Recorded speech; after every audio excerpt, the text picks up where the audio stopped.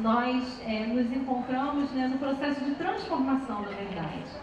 Pararmos hoje para pensarmos em tudo que nós vivenciamos nesses anos enquanto formadoras do proletramento, enquanto orientadoras de estudos do PENAIC e agora enquanto formadoras, vermos o que nós temos aprendido com cada um daqueles professores que participaram conosco. Cada professor alfabetizador, cada formador, porque nós somos formadores, mas também formados por outras pessoas, né? Cada transformação vivenciada a partir dos nossos colegas que estão no mesmo barco, né? E a gente vai vivenciando esses momentos de tensão, de conflitos, mas nós vamos nos transformando dialogicamente.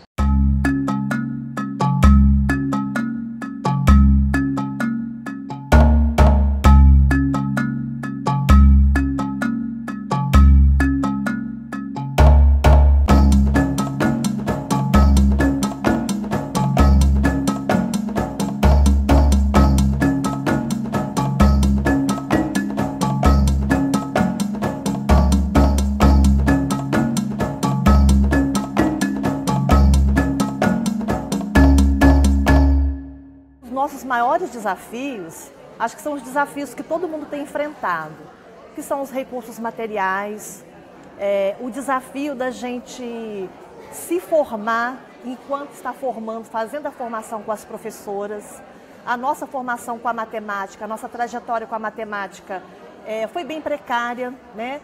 E a gente tem aprendido tudo muito diferente, uma vivência nova, para a gente levar para a sala de aula e para a gente se habituar com tudo isso, tem sido um desafio realmente. E fazer o professor se libertar dessas práticas muito tradicionais é um desafio. Mas assim, as conquistas também são muitas, né? Um professor mais reflexivo, um professor pesquisador, um professor que está buscando melhorar a sua prática. E eu vejo assim, que o PENAIC tem se concentrado em especializar o professor. Então eu vejo que vai haver uma valorização, eu acredito nisso, e essa valorização do saber docente, do alfabetizador, a prática do alfabetizador em sala de aula, tem elevado a autoestima das professoras. E eu tenho ficado muito feliz com isso.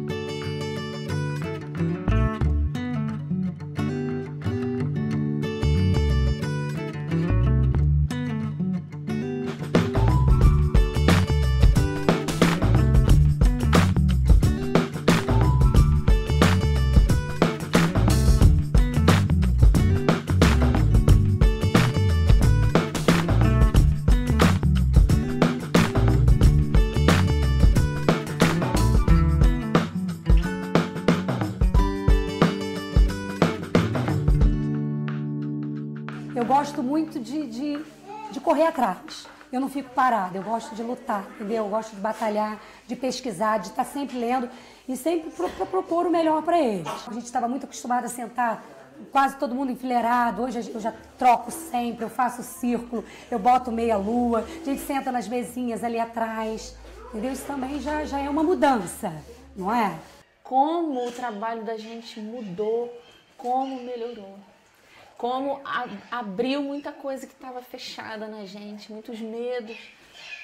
Foi nos mostrado muita coisa que a gente não tinha parado para refletir naquilo. Eu melhorei muito, principalmente ter mais liberdade para trabalhar com o concreto sem aquele medo. Ai meu Deus, não dei conta do livro. Ai, não estou dando conta do livro. Não, a gente entendeu que o livro ele é muito importante, o livro didático muito importante. Não abandonamos, não abandonei.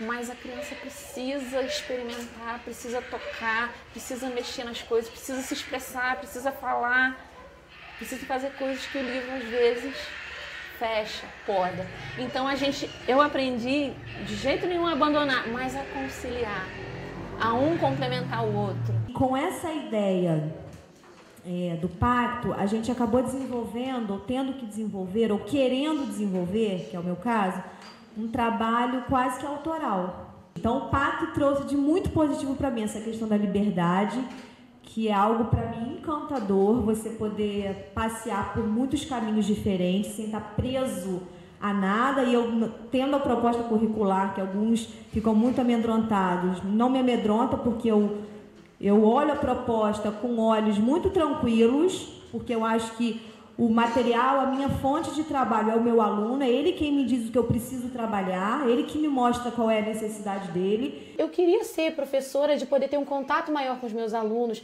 um contato, uma afinidade maior. E aqui, graças a Deus, a escola, o professor, a educação é valorizada. E aí eu me sinto muito bem por conta disso, por conta dessa valorização que o meu aluno tem. Quando eu cheguei aqui, era tudo muito tradicional. Era um método muito tradicional. Agora não, é uma coisa mais livre, eu posso usar mais, eu posso usar os jogos, usar mais a leitura, uma coisa mais livre. A gente tem um número assim, muito pequeno de falta. As crianças participam, as crianças gostam de estar na escola. E por ser numa localidade muito distante, rural mesmo, né?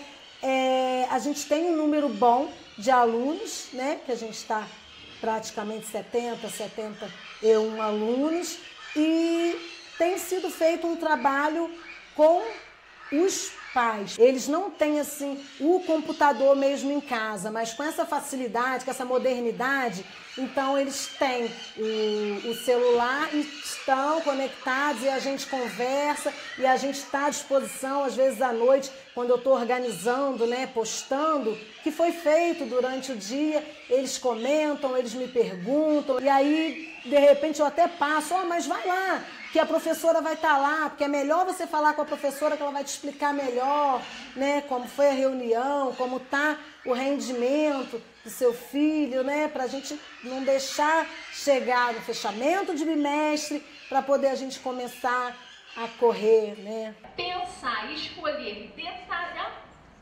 com bastante critério os detalhes, inclusive as cores, os materiais, faz toda a diferença no processo de aprendizagem. Acho que a arte, de certo modo, é um lugar privilegiado para essa discussão, porque nos sensibiliza, nos faz, aquilo que Rubem Alves diz,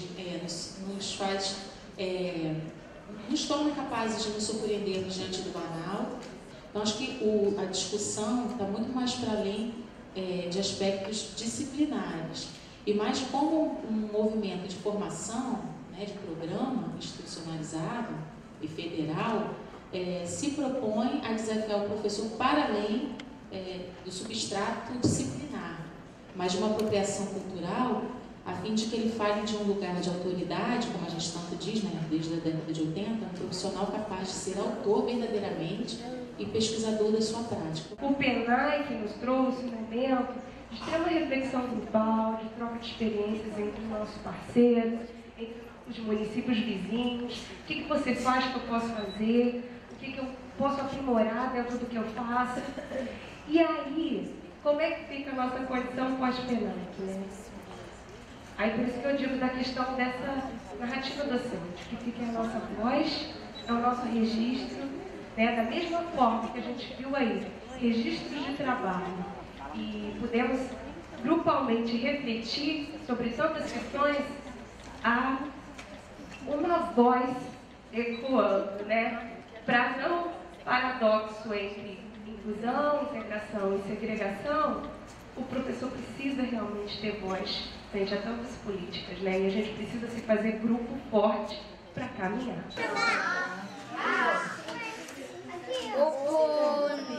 O coronel Teodorico trouxe 43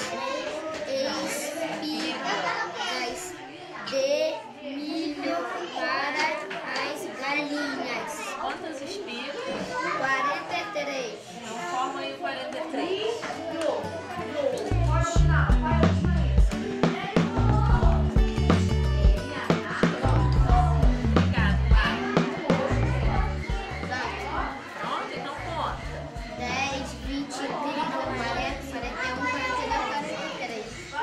Eu tinha uma menina que ela escrevia só bolinha. Bolinha, bolinha, bolinha, bolinha, bolinha, bolinha, bolinha, bolinha, bolinha. Aqui, no CEP, ministro Gustavo Capanema. Aí eu já não aguentava mais. Eu falei, minha filha, agosto, eu já mostrei para você. Gente, não faça isso. Eu já mostrei para você que tem letra, tem número, não tem só bolinha na vida, pelo amor de Deus. Por que você escreve assim? Ela virou e falou, ué, você quer que eu escreva letra? Estou tentando isso desde fevereiro, né? Aí ela vira e fala, peraí. Aí escreveu tudo que ela via na sala. Quadro, cadeira, nananana. Eu falei, minha filha, peraí, vamos lá. O que aconteceu, criança? Você não escrevia com letra até ontem, por quê? Ué, você mandou escrever do meu jeito? Certo? Então, essas modificações, elas podem ou não ter uma materialidade da noite para o dia. E que a gente, às vezes, não sabe qual vai ser o tempo de cada um. E o que nós achamos muito interessante é que os professores já estão assim preparando mesmo esse trabalho. Professores confeccionaram bolsinhas de leitura para usar os livrinhos para levar para casa. O aluno está usando, levando o livrinho, então tem aquela bolsinha, ele leva o livrinho para casa, então os pais também estão ajudando na leitura e elas estão observando que o desenvolvimento está muito maior, sabe? Está muito mais interessante com esse trabalho, está despertando mais interesse dentro da sala de aula, aluno e professor. É legal, né, que a gente vê que está convergindo aí realmente para essa proposta, né, realmente para essa visão, né, de que essa formação vem aí em âmbito nacional, né, como um marco histórico, eu acho, né, nunca antes visto, uma formação que atingisse tão amplamente, né, todo o nosso imenso Brasil, né? E ali naquele local, quando nós tínhamos os encontros, eles podiam perceber que os anseios, que os problemas, os fenômenos educacionais que eles enfrentavam nas escolas eram compartilhados com todos. Então ali é um momento de troca, que você percebe que aquilo que você enfrenta na sua sala de aula acontece com o seu colega do lado. Os diálogos, eles não se fecharam ao encontro de formação. Nós estávamos em Cabo Frio, aí elas vão para o município e ficam lá no município, vagando, planejando. Não, nós criamos links de comunicação. Então, nós temos uma pauta formativa e um combinado com elas. Elas enviam as pautas de formação que elas propõem para os grupos de professores dos seus municípios. E aí ali nós dialogamos. Que tal fazer assim? Que tal colocar? Que tal o texto tal? Que tal? Que tal? E aí a nossa conversa continua. Então o encontro é sempre um reencontro. Não existe encontro. Um encontro, aí passa um mês, outro encontro, aí passa outro mês, outro encontro. É sempre uma continuidade de encontros. Acho que ele legitima porque ele é feito por nós, é constituído por nós. Não veio de fora um pacote pronto que a gente tem que cumprir, tem que executar. Né? Nós temos a liberdade de colocar ali os nossos temperos, os nossos ingredientes e fazer daquela construção uma coisa própria, específica para os municípios onde ele está sendo implementado, considerando toda a diversidade desse Brasilzão.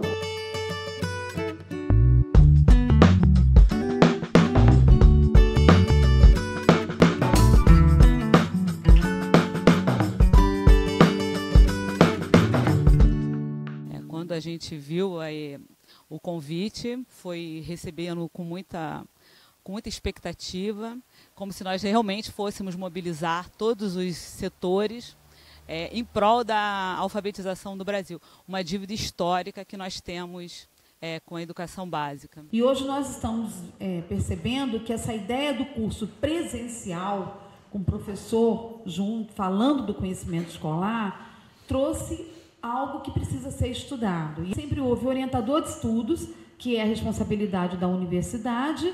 A gente ouve o coordenador local, mas quem é o destinatário direto da política? O alfabetizador.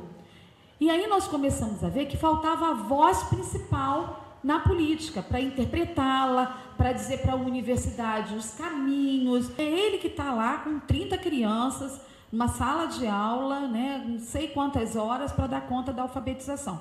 E uma escola pública bem distinta de outros tempos. Eu observei o quão positivo foi, ano passado, os 3 diretores fazendo os encontros do PNAE. Nós observamos que, apesar de não termos orientação pedagógica, nós tínhamos 3 diretores, os 3, falando a mesma língua. Porque estavam aqui, viam os professores falar, viram as dificuldades que os professores tinham em sala de aula, viam as angústias que os professores tinham, e aí começaram a observar isso também. Isso foi muito bom. Eu sou do município de Piraí, meu nome é Nelma, eu sou coordenadora local, e lá também a gente tem uma possibilidade de socializar aquilo que a gente viu na formação com os nossos orientadores pedagógicos. Isso já faz parte da nossa prática enquanto secretaria, mas enquanto pacto isso não está formalizado. Então, assim, seria uma fala de formalizar isso realmente, a participação desse orientador pedagógico ou pedagogo, lá o nome que seja, no pacto. Nós montamos uma turma só para coordenadores.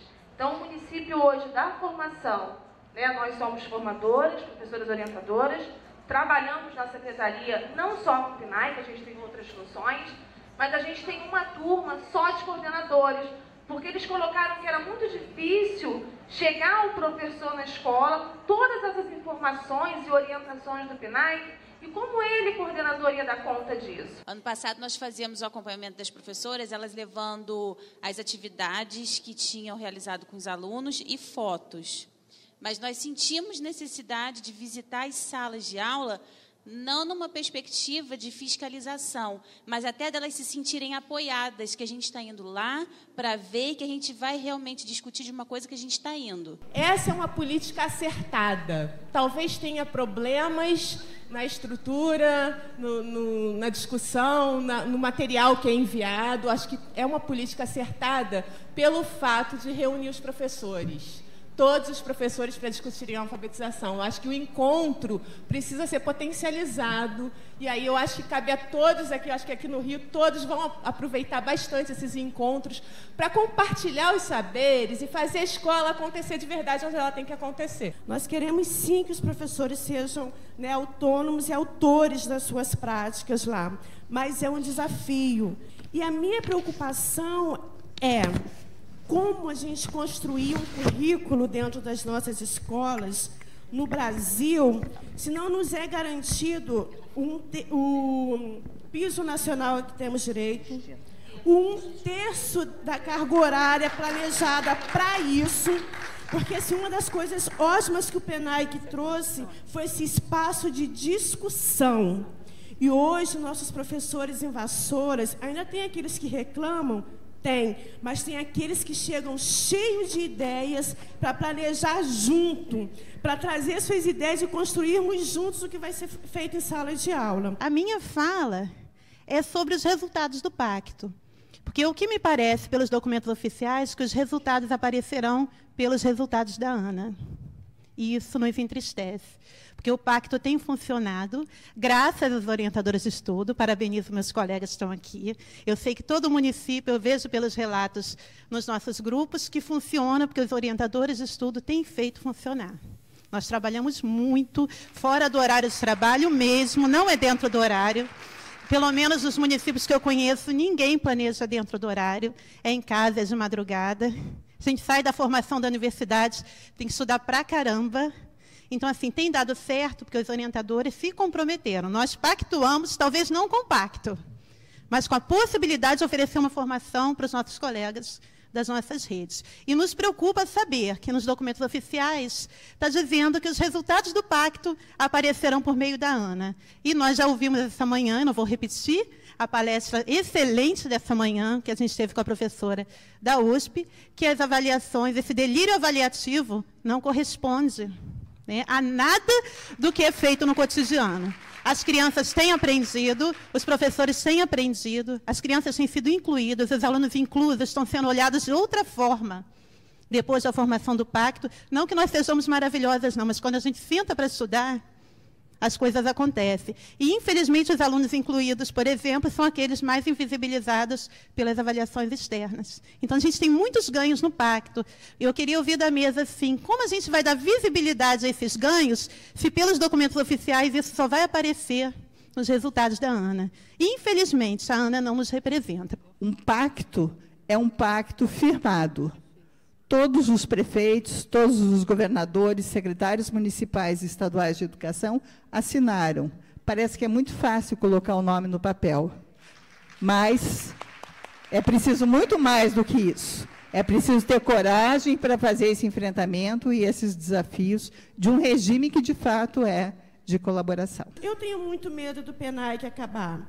Ontem, a outra professora que eu esqueci do MEC perguntou se o MEC parar de pagar as bolsas, se parar de direcionar essa formação, o pacto acaba? E a resposta foi que acaba.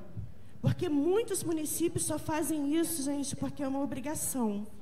E o medo é que, sim, quando acabar tudo isso, a gente perca principalmente o que foi conquistado em 2013, 2014, 2015, o espaço de discussão com os professores sobre a alfabetização, sobre o seu fazer lá de todo dia. Ó, valeu. Nada. Ó, tô esperando lá, hein? Ué, se o seu Genesi for, me leva que eu tô indo. Tá bom. Quero mais coisa Genesi sua. leva ela. Ô, Elaine, Pronto. quero mais experiência e mais coisa boa. Beijo.